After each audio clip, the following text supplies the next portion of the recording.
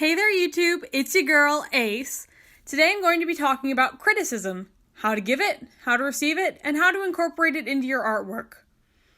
Recently, I've been trying to take criticism more into my artwork, and I think it's been going well for me, so I just wanted to share some tips and tricks for how to better take it yourself and utilize it.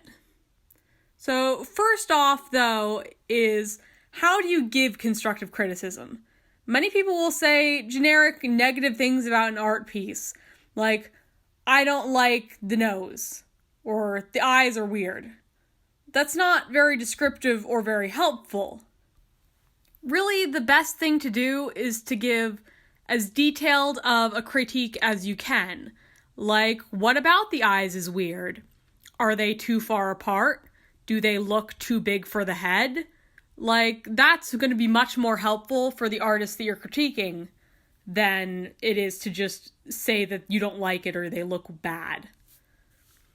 So, another thing that people do when they give feedback, which, isn't as harmful, but also just isn't the best way to go about things, is that a lot of people give feedback based only on how they make their own art. Like, I do it this way, so you should too. And there's so many different ways to make art, so it's really not the best way to go about critiquing something. Like, I know that everyone is proud of their own art style, but you don't want, a copy of yourself walking around. Like, one of you is going to become obsolete that way if you both have the same style. You're not really making the other person's art better, you're just making them a lesser version of yourself. So the best way to go about critiquing is to give detailed criticism where you can, and using the compliment sandwich method is great for helping people take criticism well.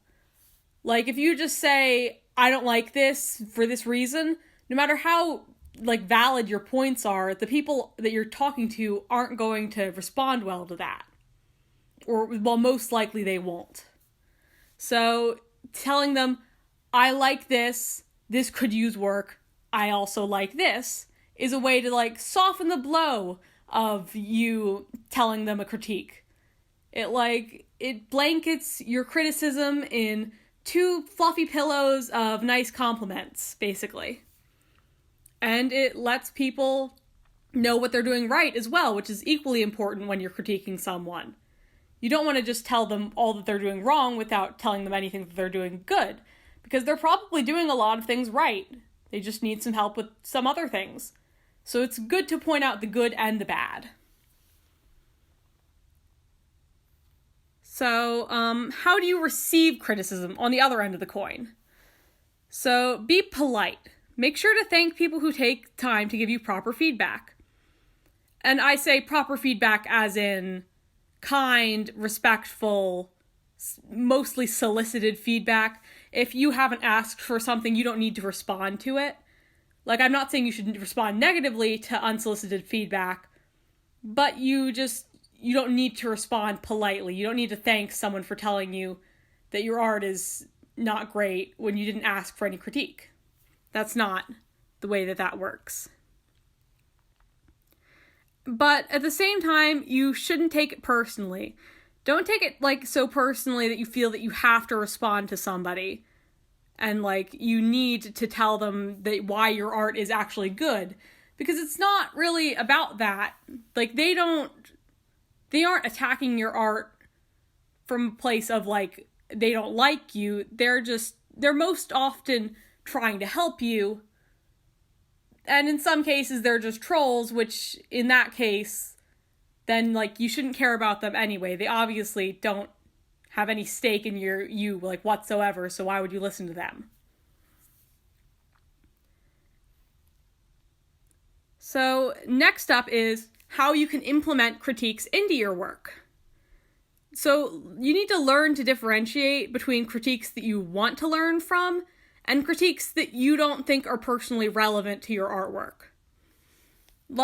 Say somebody tells you that you should make the character's hair purple because their favorite color is purple.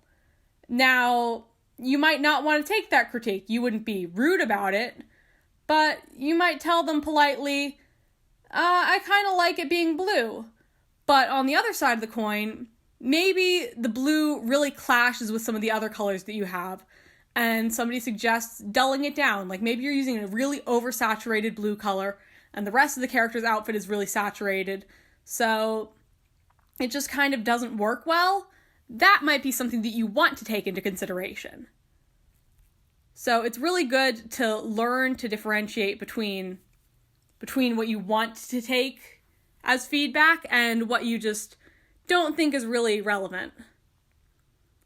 And like taking all feedback as equally important will really overwhelm you, and it can cause important points to get lost in the shuffle.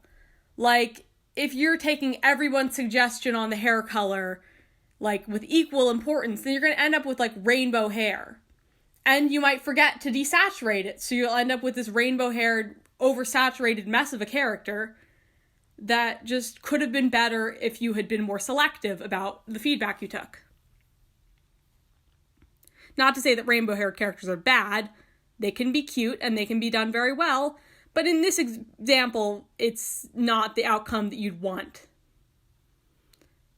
So, and you just have to remember that you can't make art that pleases everybody.